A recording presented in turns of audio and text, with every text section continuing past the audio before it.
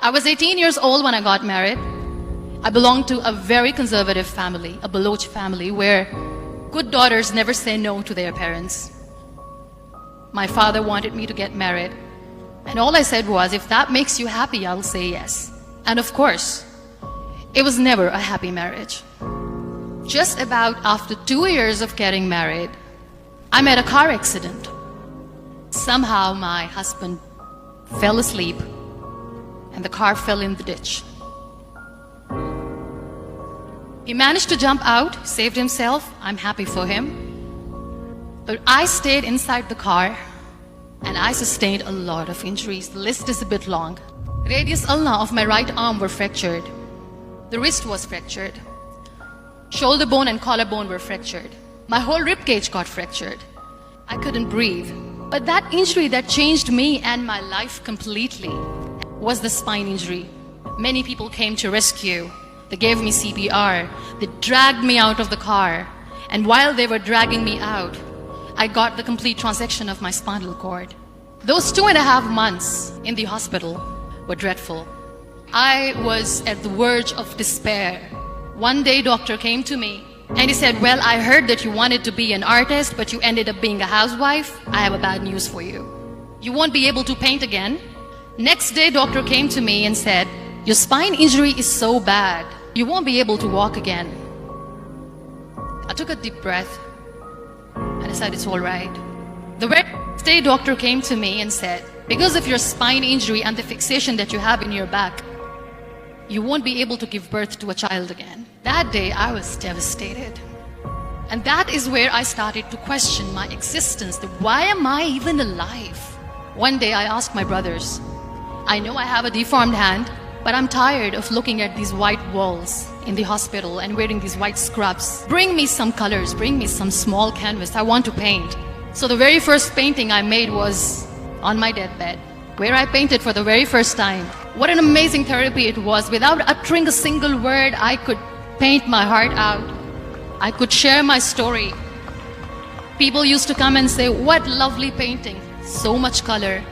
Nobody could see the grief in it. Only I could. And that day I decided that I'm going to live life for myself.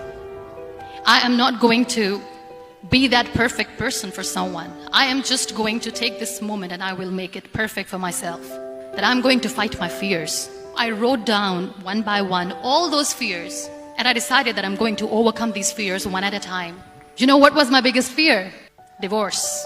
But the day I decided that this is nothing but my fear, I liberated myself by setting him free. And I made myself emotionally so strong that the day I got the news that he's getting married, I sent him a text that I'm so happy for you and I wish you all the best.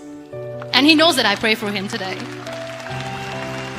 Number 2 was, I won't be able to be a mother again. And that was quite devastating for me. But then I realized there are so many children in the world, all they want is acceptance. So there is no point of crying, just go and adopt one. And that's what I did.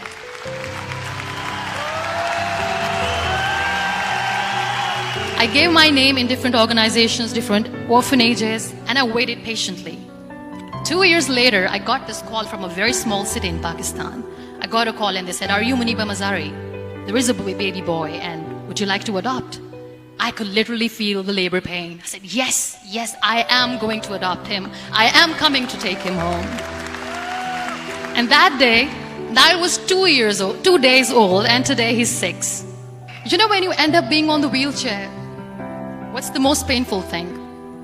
People think that they will not be accepted by the people because we, in the world of perfect people, are imperfects. So I decided to appear more in public.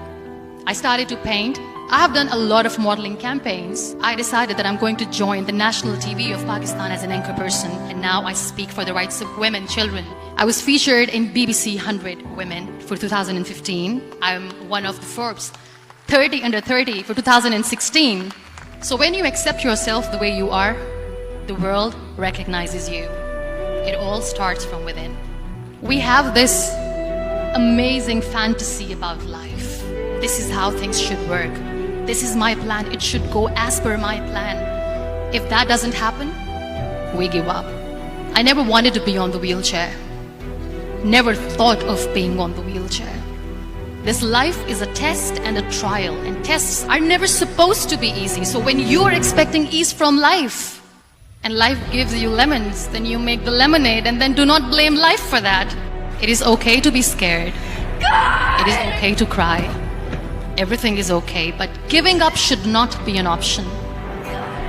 They always say that failure is not an option. Failure should be an option, because when you fail, you get up, and then you fail, and then you get up, and that keeps you going. That's how humans are strong. Don't die before you're dead. We all die. Embrace each and every breath that you are taking. Celebrate your life. Live it. Be kind to yourself, and only then you can be kind to others. Real happiness lies. Gratitude. So be grateful, be alive, and live every moment. Thank you so much, everyone.